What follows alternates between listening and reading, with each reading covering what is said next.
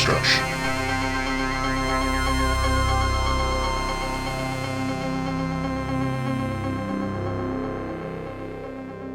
Hey, what's up everybody? It's the HorrorDeconstruction. You can find us on Twitter, Facebook, YouTube is where you're going to really find us. Give us a like, share, and subscribe. Hit that bell icon, hit that subscribe button with your host Comp for the solo deconstruction for the month of October. We're going to be doing all 31 days of horror to celebrate October in the month that is the best. Today's series is Sweet Home 2020. Hyun, a loner high school student who lost his entire family in a terrible accident, is forced to leave his home and has to face a new reality where monsters are trying to wipe out all of humanity. Now he must fight against all odds to try and race against the clock to save what is left of the human race before it's too late. Starring Song Kang, Lee Jin-wook, and Lee Si-young. Let me see if they have multiple directors or they just have one director. But this series is based on, it's directed, it has three different directors. It says 10, it was only 10 episodes, so I guess these three guys were in between them. So it's Young Woo Jang, Young Bak Lee, So Hyun Park, and written by Kim Hyung Min, Kim Kan Bi, Park So Young, Hong So Ri, and Hwang Young Chan. So the actors in it are Song Kang, Lee Jin-wook, Lee Si-young, Lee Do-hyun, Go Min-si, and Park Gu-young. So it's basically what happens in the show is that there's this young guy. I know if you just listened to our episode about Alice in Borderland, it's essentially the same thing. It's the Kikimori type of character, guy who's playing video games all day, wants nothing to do with the outside world. He's depressed. His whole family lost him in a car wreck. His brothers, his sister and his parents, they get destroyed in this car wreck. So the money that's left over, he decides to move out of that. He can't afford that house, and he's kind of a bitchy character when it starts out, because like one of the first complaints at their funeral is that it's not enough money to live on, so he has to eventually find a job, which makes him a real piece of shit. And so he moves into this new apartment complex. It seems like it's out in the boonies. I don't know where the hell it is, but it seems to be in an area that's, I guess, lower income. It's based on a manhwa, or like a webtoon, which is a Korean webtoons are the ones that are like, I think you can, they're built for cell phones, so you can like read them in your cell phone just by like, it's almost like when you go on any app and you just press your thumb on the screen, it'll switch to the next page. So it's that kind of convenient comic book experience. And I was reading a bit of it, and it's almost like sometimes frame for frame what happens in the show, so it's pretty cool. That is by Kim Carnby and Hwang Young Chang. The comic book, I believe, is the creator of that. So I'm not necessarily into a lot of Asian drama series. Like I just probably watch movies mostly and television and I'm sorry, anime and manga and stuff like that. But I have seen 4 Asian series altogether completely. My first one I ever saw when I was younger was something called Train Man. It's a Japanese. It has nothing to do with horror. It's like a romantic comedy thing about these guys. This guy who's obsessed with trains, and he falls in love with this woman, and they're getting together. And it was a cute series actually. Like it has great opening credits by the band. Whatever the song's called Twilight or something like that. Anyway, so then I saw that, and obviously Alice in Borderland, this one, and then also a really fantastic action drama series called The Uncanny Counter, which is also on Netflix, which is a dope ass show, and I believe that's getting a second season. So getting into Sweet Home, I was already attracted to the idea that this is some sort of Evil Dead like series about people dealing with monsters in an apartment complex. Like there's always potential for greatness with that type of horror series, and I believe they pulled it off with this. The main character, Cha, is like I said, he's sort of a bit of like an annoying fuck in the first few episodes because he's so quiet and annoying and shit like that. Annoying, not that he's outright bothering people, but just the fact that he's just like, you want your main character to be somewhat likable, to follow them around. There's Lee Jin-wook as Pyong Sang-wook, a guy that we don't know much about him in the opening of the series. Seems like we don't know if he's like a Korean equivalent of Yakuza or like just a gangster, stuff like that.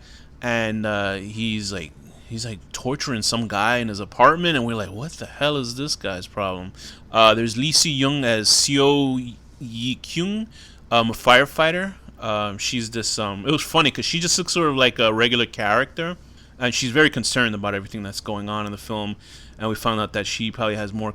She has more connection to what's going on than we know, and it's one of those things where it's she sort of has she looks like she has a normal like body type, and then she takes off her shirt for one thing because she's trying to evade these monsters, and she's fucking ripped, like she's got like super muscular body because I guess she's a firefighter, and that's how they sell the show like on Netflix. Sometimes they're like, hey, look at this photo of this completely ripped woman, so it makes her character cool. She's like a tough customer, a tough cookie, as they say.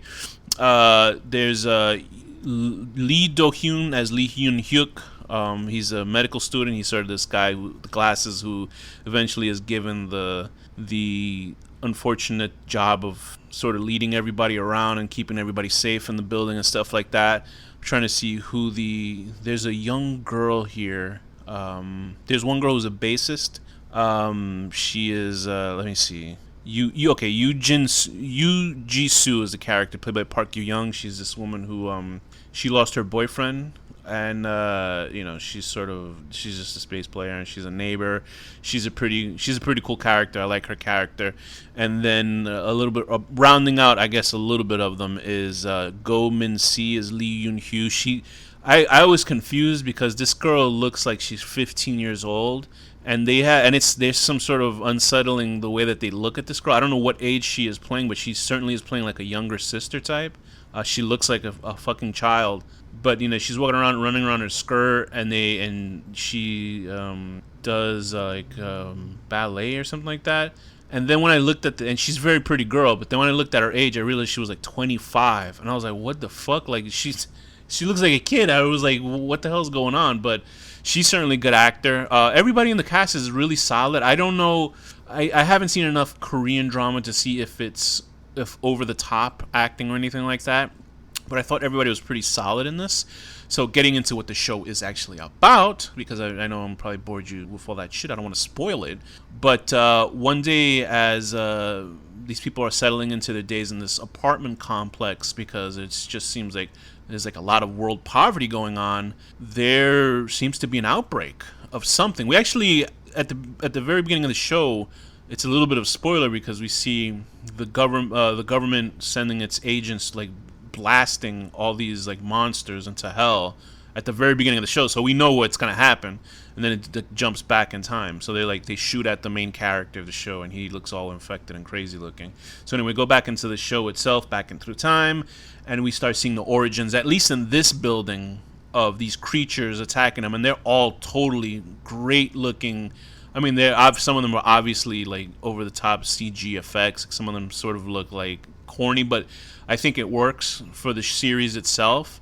I'm more into practical than I am CG effects, but I thought for this show it was fine because the monsters are so bizarre looking and interesting looking that it works, that they're almost like cartoonish because they look like they come out of a manga. They don't look like some shit that like J.J. Abrams would make where they're trying to be scientific about it and it looks ridiculous. So here there's like these bat guy, like this one guy mutates in a bat. So these people essentially they like die, or they have physical death, and then their bodies mutate for their second life to turn into these weird creatures. So these people that have giant tongues. All the monsters here look like they came out of Resident Evil or something like that, or Evil Dead. They just all have these frightening looks, and there's a variety of different looking monsters. There's no explanation of why they look like that. You'd only think, oh, these fucking monsters are coming from hell. But I don't know if it's a scientific reason or anything like that. But this show eventually is about this huddled group of survivors. They're probably about like 20 to 30 people in this building. You never really know the count of people. You see the same sort of amount of people, and then you'll see like 10 people in the background that you never learn about, and you're like, I don't know who the hell this is. Like, there's some sweet action scenes. The main character himself is one of those like characters in any anime or manga who's like half infected, so they have powers while still maintaining a human look to them. So it's one of those series, and then they kind of go over the top in the middle of it, but it's fine. It's whatever it is. It's still enjoyable for me. He still is a little bit more of a silent protagonist, as in everybody else is doing their thing, and he's sort of a deus ex machina. Like, he just drops in at the last minute to kind of destroy stuff. But he does get his ass kicked, so he's not like always guaranteed that he'll save people, because there are like really cool characters that die, which sucks. I think they killed like all the characters I liked in the show. I'm not sure, but there is opened for a season 2, but there has yet to be confirmation for a second season, which is like nuts because it has opening for a second season. But that shouldn't like deter you from not watching the show, because I would say watch the show, and then if it never gets renewed, just read the comic book, because I'm sure the comic book is finished or completed.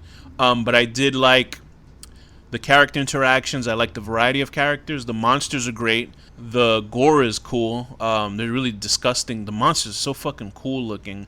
I thought the direction was solid. I thought the soundtrack was pretty good, if I remember the soundtrack correctly. But I think everything about it was really interesting exercise in sort of this type of series. Because the only other series that I can remember that is similar to this, but I mean, I really liked it, was Ash vs. Evil Dead, where it was just sort of people dealing with over-the-top sort of monsters. Like, there are horror series, but they kind of take themselves a little bit too serious, which is not too bad. I like, horror, you can watch it like a drama and stuff like that. Like, it's not like Bly Manor or whatever those other ghost shows on Netflix and stuff like that.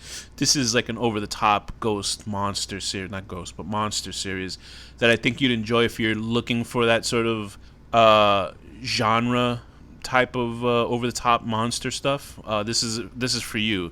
So I obviously don't want to spoil it. It's 10 episodes. It's one season so far. Hopefully they'll have a second season. I don't know, but I think that it really fulfills that need if you're into that type of specific weird horror that's like not just slasher but fun sort of survival horror stuff.